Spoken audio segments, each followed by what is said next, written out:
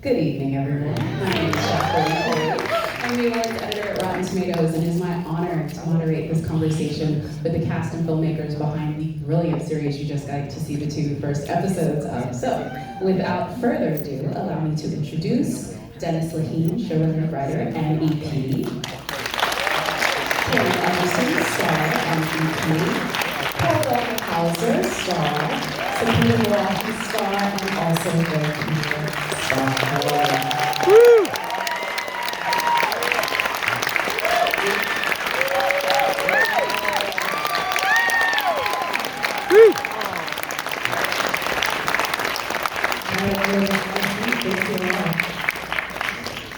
Know what you're thinking?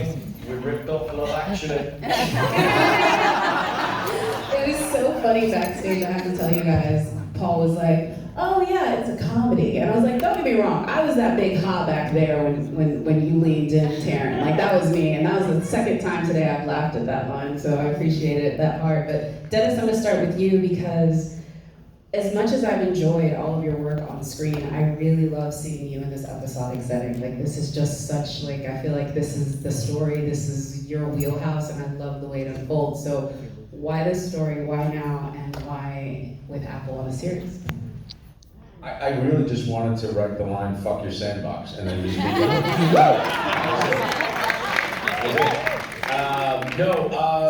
it was, the project was brought to me when it was still an HBO project, and my friend and colleague, Carrie Abdullah, who's one of the producers, I said, I don't want to do this. Like, he described it to me, and I'm like, I'm sick of darkness. I'm sick of prison. I don't want to do prison. I don't like serial killers. Like none of this is enticing to me. And Carrie said, just read it, please, just read it. And so I listened to it on tape, and I was driving to actually a literary festival across California, and there was a moment where the character that Paul plays said something in real life that was so disturbing that I pulled to the side of the road, and I was a little shook, like I was shook. And then when Paul read that exact line in the table read, he cried. And it was this feeling of that is the absolute perfect depiction of the banality of evil that I can think of. And that one line this guy says. And so that, and then I just kept thinking about, I'm very obsessed with what's going on right now in the culture in terms of toxic masculinity, and I began to think about that a lot. And if you look at the show in terms of, thank God Seppi's in it, because otherwise it's really masculine. And if you look at it, it's like the line of toxic masculinity ends on a serial killer who kills women. I mean, that's the natural end of it. The positive, pure masculinity, which I very much believe in. I'm in touch with my softer side, but not so much that I deny what it is to be male. I mean, for me, it's Miller. Miller to me is positive masculinity on every level, step by step by step. So where's Jimmy in that line? And that became what really interested me about this to do in 6 episodes. Jimmy having an uncomfortable collision with parts of himself he didn't want to know about. Yeah, that was very much evident from like the first scene, even putting him in a moment where he says something that he is not aware that is in him to say. Like, I just felt like the way you opened the show with him saying his life is only worth 3 grams, I knew who that character was. But it was Taryn too, it's Taryn's face when he's like, shit, I just said that. Like you can see it, you can see this realization of, I didn't think that was me. And then I gotta move on, done now. I want to bring that to you, Taryn, but before we do that, Paul, you brought out that incredible shirt, and I don't want to take a moment without, talking about the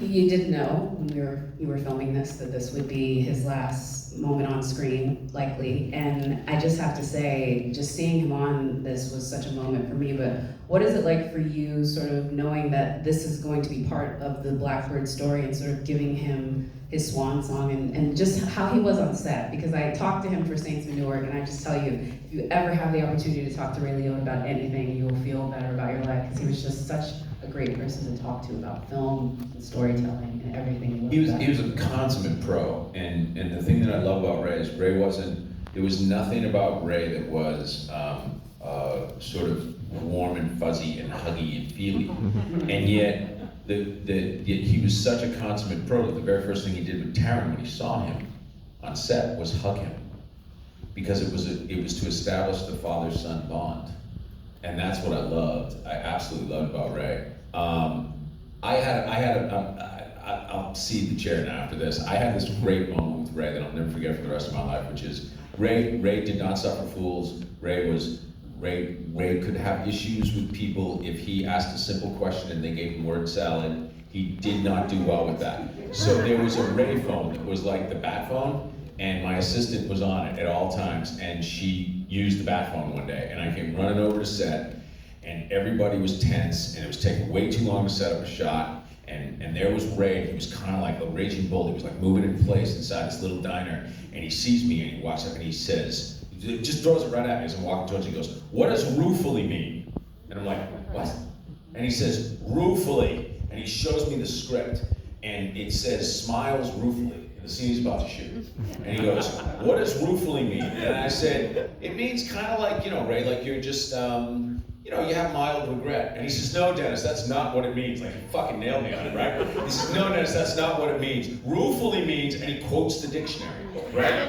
And I'm like, and then I see he has the dictionary in his hand on the phone, right? He's got Merriam-Webster's dictionary, right? He's got ruefully up there. So I'm like, shit, I'm screwed. And he says, "So what does ruefully mean?" And I said, "What does it mean to you, Ray?" He goes, "Well, tell me first, why would you write this word?"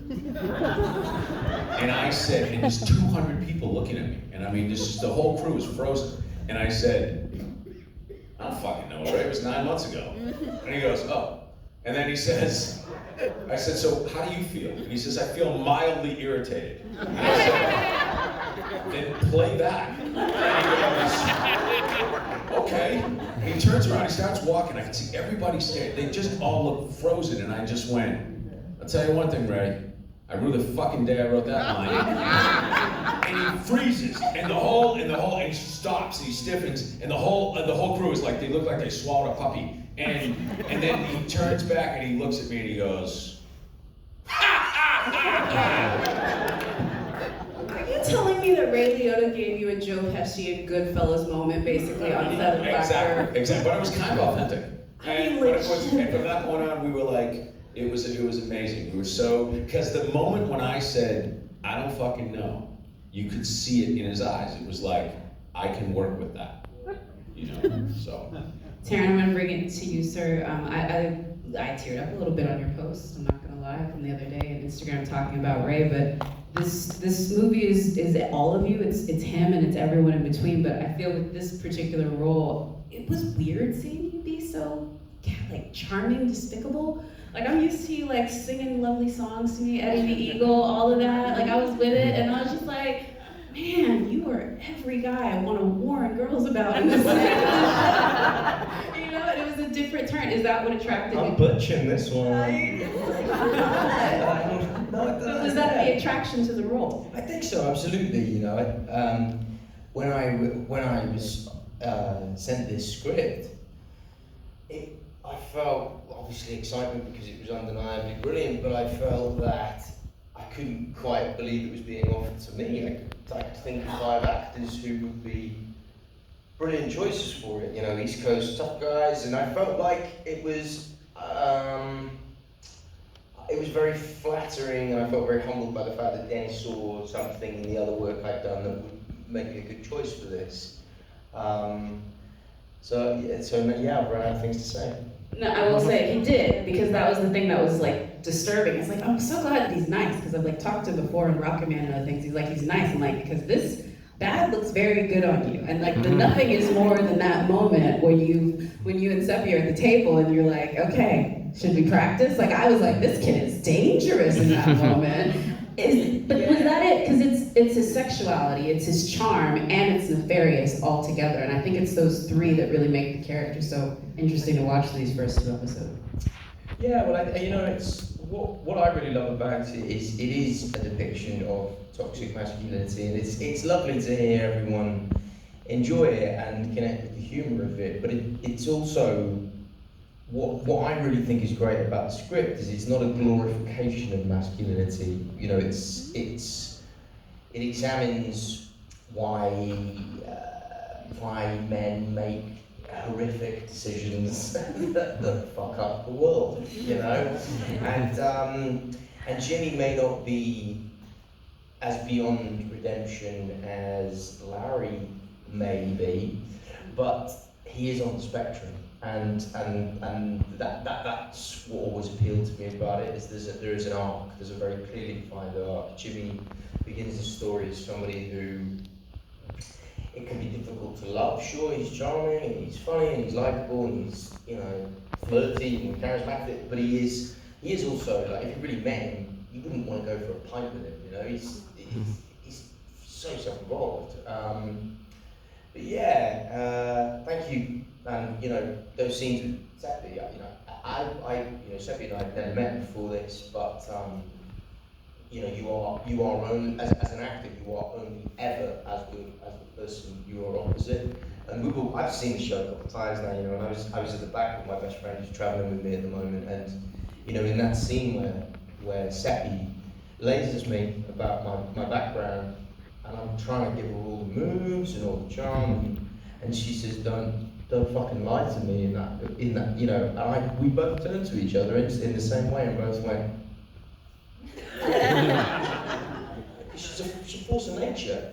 And Dennis had the wisdom to know that this show, being about toxic masculinity, needed a powerful feminine energy, and then he found the absolute best person to come bring it. You know. I was literally going there because like I knew you were like bringing it from like scene 1 when you put him on his heels, like from the moment 1 in episode 1, but really the level of disgust you leveled at him in that moment, I was like, give her the Emmy, like it's it, because you just said that this is not something that any girl wants to sign up for. Like it was so like there, I was like, oh man, she hates him so much, and I love it. And so talk about how she is that force in this, because that is, to your point, I love the show, but without her anchoring it, I don't know if I could suffer through the rest of it. Yeah. I mean, I think just Dennis setting this script up the way he did, it's perfectly structured. I mean, really, it's like a gold mine. It's like it sings like a score, like a music score. It has all of these drives, these cadences, these crescendos, and so literally everything is in the script. But when I first got cast, to my own disbelief, because when I was sent the audition by Alexa Fogel, our casting director, I thought there's no way in hell I'm gonna book this part. It's too good, and I'm sure they have 10 offers out, big names. But I said, fuck it, sorry. I want to just throw myself into this, because when you work on great material, it makes you a better actor. It makes you a better human being. You know, you try to understand these heads, spirits, hearts of people that I can't imagine doing what Lauren does. You know what I mean? How she has to, as many women know, in any career force, you often have to, especially in the 90s, still today, fight 100 times harder than your male counterparts to be taken seriously, you know? And especially in the FBI, women have only been able to join since 1972. You know, only 2 female agents were admitted in 72. And the year before that, J. Edgar Hoover personally wrote the only female applicant and said, no way in hell, basically. And so it's implied, this toxic masculinity, it's expressed in the script, but I think what's so special about these 6 episodes is you get to see these characters develop in the span of a decade, essentially, more or less. And so you see at the beginning of her career, when she's more like cherubic, more youthful, more buoyant, and has this energy, this naivete almost about her, with her like no makeup and her natural curls, and then you see later how she's been in the FBI for several years now, and she has to do things to be taken seriously. She has to dress you know, her suits and everything more fitted, not too fitted to be, you know, sexualized, but fitted enough to be taken seriously, just enough makeup, her hair done, her hair straightened, especially for women of color, straightening your hair, it changes everything, right? And so being able to go on that journey with her and find the things that are innate to her, her power, her strength, but not being able to show her vulnerability. You know, and I think that one scene at the beginning of episode 2, where I'm kind of drilling, Lauren's drilling Jamie about the women, his taste in women. And she says, all right, you said, well, I can't remember my own lines, but You're not supposed to. You did it there. We saw it. She said she's sort of recapitulating what he just said, and she says, oh no, wait, you don't like You don't get hung up on hair. That's right, you don't get hung up on hair. She can't. Good to have the writer here. Inside. I think it's so brilliant because in the text, Dennis is showing that she's getting a little flustered. She might be heating up a bit, but she cannot show it and she won't show it. So she completely covers it up and moves forward. You know what I mean? And so she can't mess up. There's no opportunity. There was a quiet desperation of not just a woman, but particularly a woman of color in a predominantly white male space that I felt essentially watching your character. That is not necessarily overt, but it like radiates, like a heat underneath all of this. And Greg, with your character, what I think is the opposite of that is without making him the only cop in this entire thing that I have any ounce of like respect for, it's like he's almost too good in some respects in this whole situation. Sorry. but it's what was interesting is how you played that, because I feel like that character, like you and Paul were on the same, I think, side in the sense that in a way you guys are the devil and the angel on Jimmy's shoulder, and so giving, I think, complexity to that is so incredible, and that's why I really loved what you're able to do. And the more heat you gave him, that was what I liked. So like F your sandbox, absolutely. Yeah, after Sandbox. Yeah, no, I agree with that. I listen, unlike Dennis, who was sick and tired of the dark side and serial killers, I'm Greg Kinnear, so I was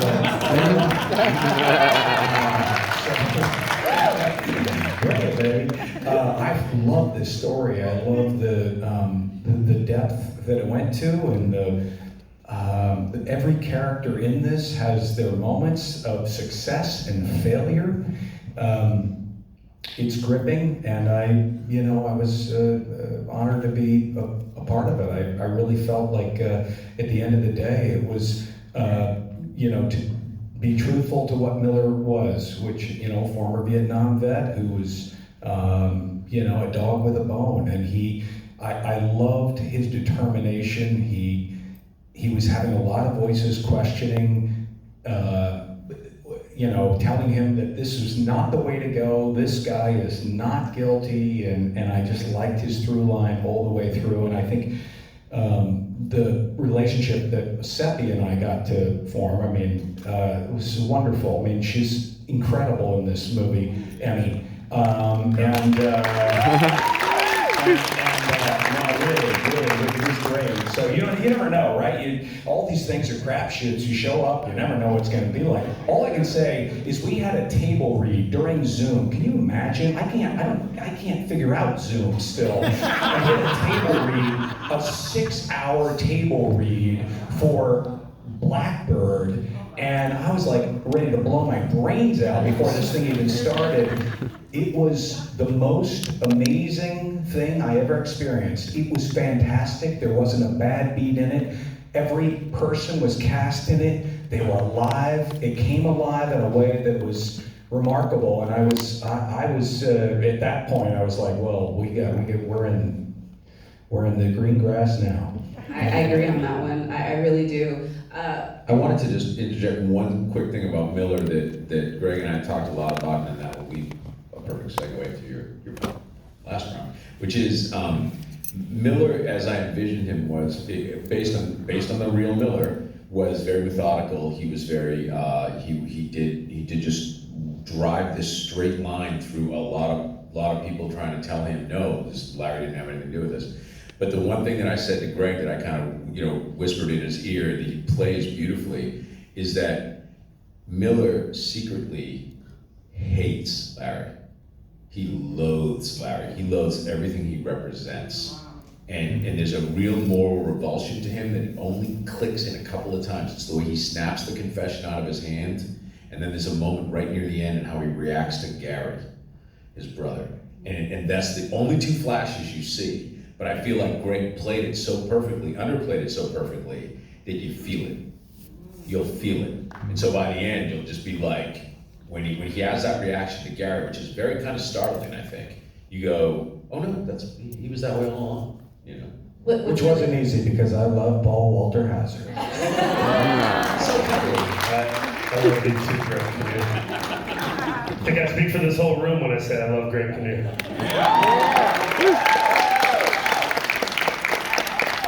Paul, I definitely want to make sure that I give you this moment because I honestly, at this point, I don't know how you did it because that is such a despicable character and it is so, I think, easy to go into caricature with him, but he still manages to be funny. At parts in this, you get invested in y'all's friendship. It was, I think, a very clever dance that you and Taryn did with that character to make him so dynamic. So talk about the first days, maybe talking with Dennis with him, because he says that what you did in that cry moment changed the character. So how did you see him that was maybe different?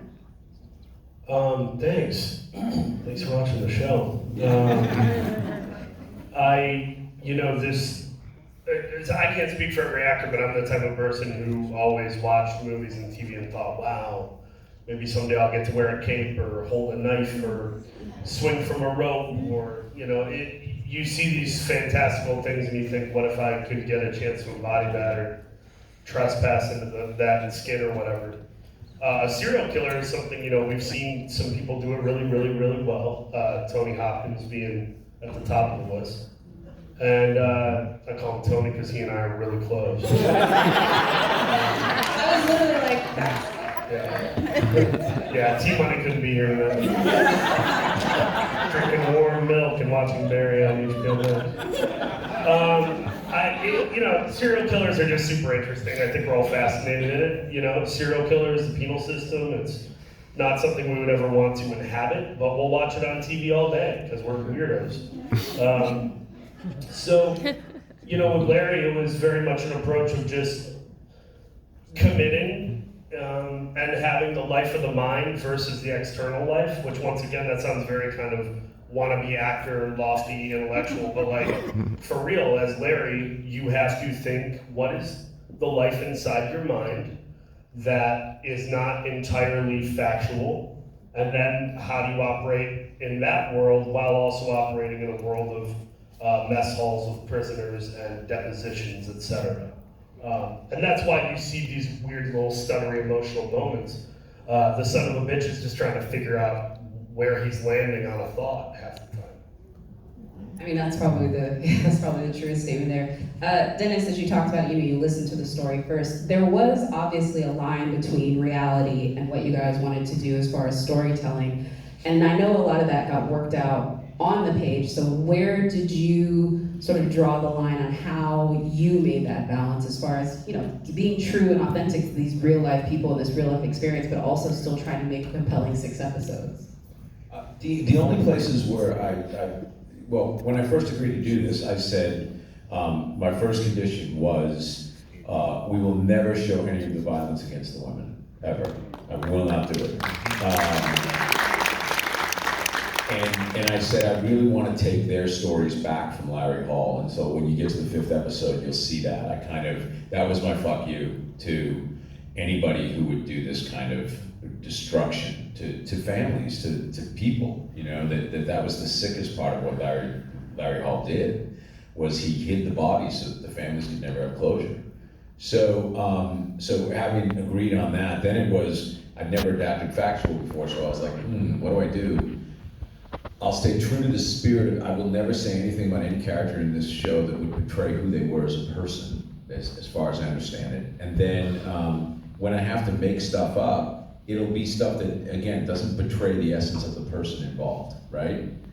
So like the Miller-Macaulay storyline that takes place in the kind of present of the prison time, that's That was not Miller and McCauley. That was a series of law enforcement officers who did all that. Brian Miller's investigation that led to the arrest of Larry Hall is 100% factual, and the FBI handler who went under another name who handled Jimmy is pretty much factual. The only other difference I will say that's 100% is that Jimmy never had a journey emotionally like he does in this show. Because Jimmy, and I think Jimmy would admit this, Jimmy's not the most introspective human being on the planet. So I can't tell a story about a guy who's kind of like, yeah, you know, shit happens. You know, yeah, he's a serial killer. There's no story there, you know what I mean? So I wanted to tell a story about a guy who went on a journey, which is probably the story of every main character I've ever written, in which he has uncomfortable confrontations with both the dark parts of himself and then the light part of himself. This entire story hinges on Taran's character having the most inconvenient, it's like an inconvenient attack of empathy that turns the entire story. It's the climax of the story. And in real life, did it go down that way? No, it was actually an inconvenient attack of egotism that triggered the climax of the actual story. But I made it empathy. Like, at the worst possible time, this guy discovers his humanity. Wow. Well, that's good storytelling. I'm glad you made that shift. Taran, with this one, I just wanted to bring it to you a little bit because you added another apostrophe or whatever, comma into your title on this one and doing EP as well. Did that shift it a little bit, knowing that you were producing this one as well as starring in it and bringing it out? Did that shift it at all, or was it something that you wanted to do when you accepted the role?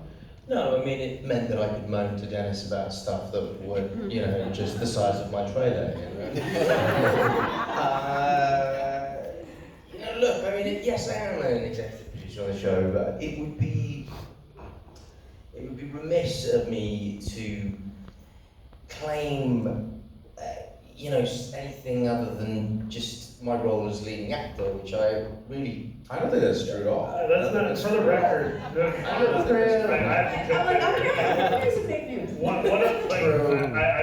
It was Taran who really pushed to look at. I wouldn't be here without Taran, legitimately. I mean, without that. I have an agenda with that as well. I wanted it to be good. So, I mean, so it's really lovely. I mean, I read the script and I thought it was, you know, I mean, I was really lucky in my 20s. I started acting in films when I was 23, and I did a few that I was so proud of, and they were great, and I still am. But it was largely popcorn, you know, and I love popcorn. I still do, you know. But then I knew that as an actor and as somebody who is aspiring to be an artist, that there was something that I felt I had a lot that I wanted to expand into. And I think Rocket Man and that more closely resembled that. And after that, I felt that, you know, I wanted to do something of equal complexity, but that was very, very different. And Dennis offered me this job, and it was everything that I wanted out of an acting gig. I just read it and went, this thing is undeniable. If you read this and don't think it's good, I'm really sorry, but you don't know a good script. You know? And I just thought, wow, how amazing would it be to not only act in it, but to also try and ingratiate myself with the creative nucleus. And so I asked Dennis, and he agreed, and it was a great, great experience. And he was, you know, any great filmmaker, I think, knows that no man is an island, and best idea wins, and that you can help other people help you. And Dennis understands that. That's why he is who he is, you know. And I'm very, very glad that I was afforded that opportunity, and I loved it. The whole experience has been extraordinary for me. It was extraordinary when I first read it in July of 2020 in my apartment during, you know, when the world had stopped.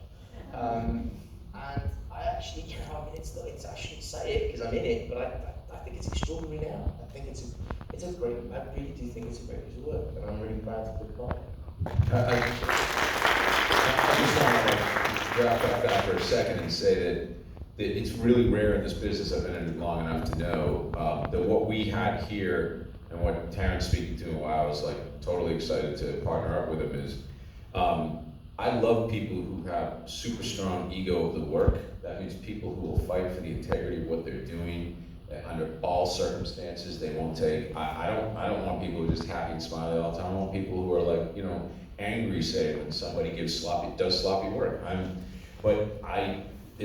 And that type of ego is an ego I'm completely attracted to. What nobody on this stage had was the ego of the self. And that's that narcissistic, insecure bullshit that sinks this town. And we didn't have any of that. Everybody was just so committed and so selfless, and that showed.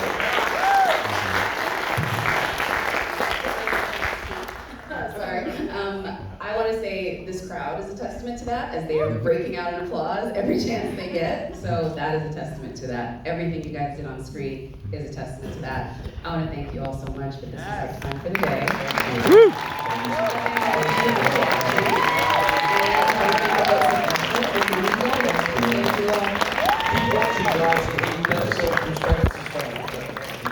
Thank you. We've all been there.